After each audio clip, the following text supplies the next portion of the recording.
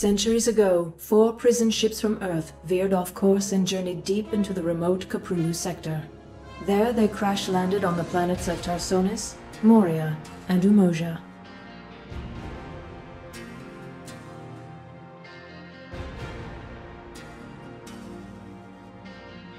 Cut off from Earth, the survivors established colonies throughout the sector.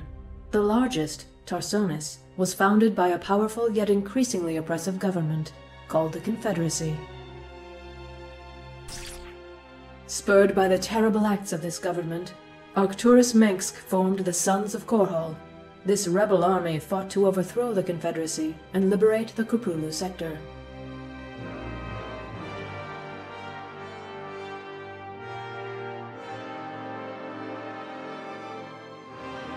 Even as Mengsk and his resistance fighters fought to overthrow the corrupt Confederacy, a much greater threat confronted the Terrans.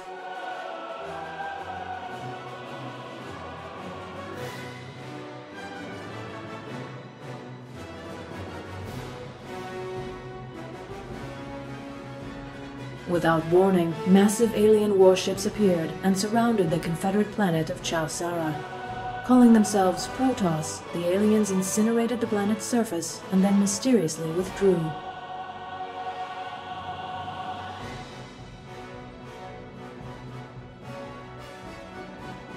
The planet had been infested by another type of alien, the Zerg. These monstrous creatures threatened to overwhelm Terran space, and the Protoss sought to eradicate them before they spread.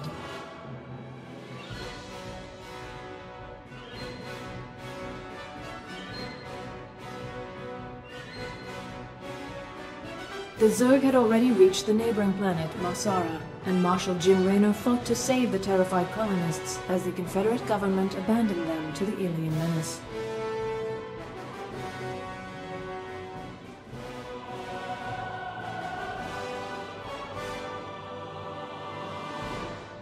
The Sons of Korhal intervened, saving thousands of lives from the rampaging Zerg and enigmatic Protoss. Disgusted by the Confederacy, Raynor joined the rebels and met Sarah Kerrigan.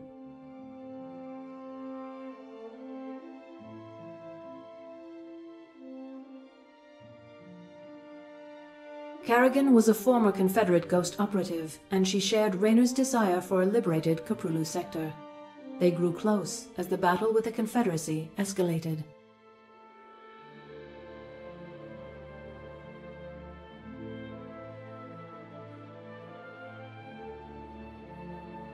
But Mengsk went too far in his hatred and ambition. He ordered devices placed on the Confederate capital world of Tarsonis to lure the Zerg and annihilate the population.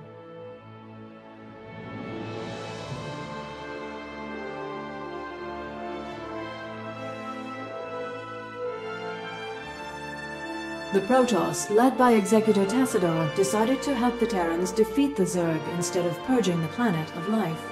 Mengsk sent Kerrigan to stop Tassadar's interference.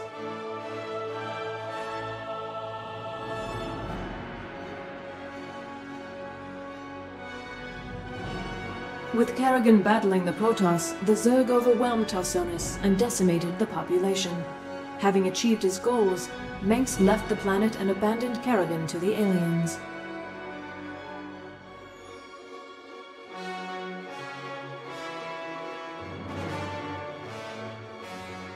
Sickened by Mengsk's treachery, Raynor quit the Sons of Korhal.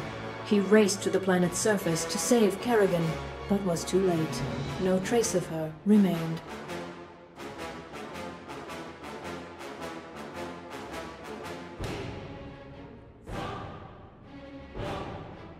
Having destroyed the Confederacy, Mengsk crowned himself Emperor of the newly formed Terran Dominion, a government that would prove to be just as corrupt as its predecessor.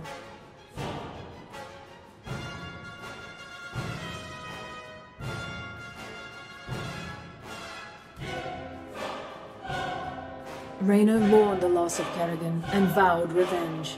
Unbeknownst to him, however, the Zerg hadn't killed Kerrigan. Instead, they took her to the volcanic planet of Char.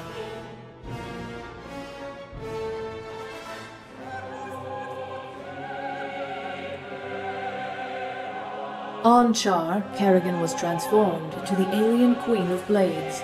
she became a being of immense psionic power, loyal to the Overmind, ruler of the Zerg Swarm.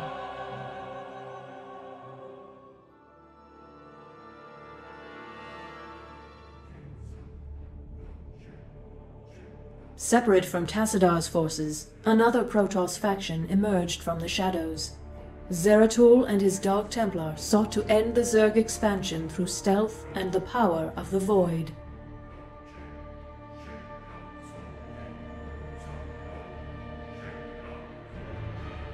The two Protoss forces joined together against the Swarm, but the Overmind was able to discover their secret homeworld of Ire.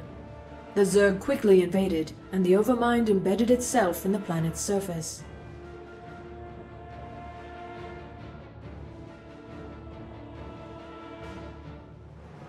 Zeratul taught Tassadar how to combine his powers with those of the Void. Tassadar fused those energies into his ship, and crashed it into the gargantuan Overmind, destroying it utterly.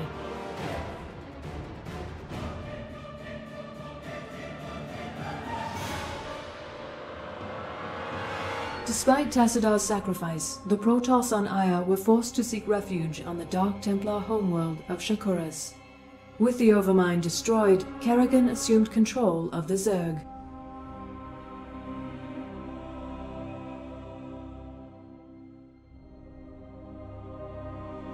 Raynor began a resistance movement against the oppressive Dominion. In retaliation, Mengsk deployed his greatest weapon, propaganda, to marginalize Raynor's efforts and paint him as a terrorist.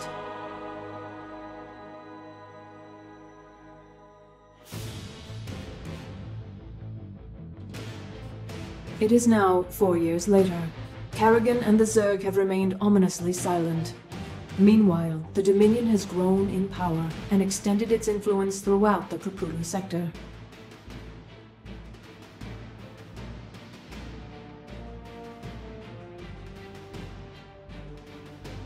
Raynor and his forces, plagued by low morale and lack of resources, continue their struggle against the Dominion.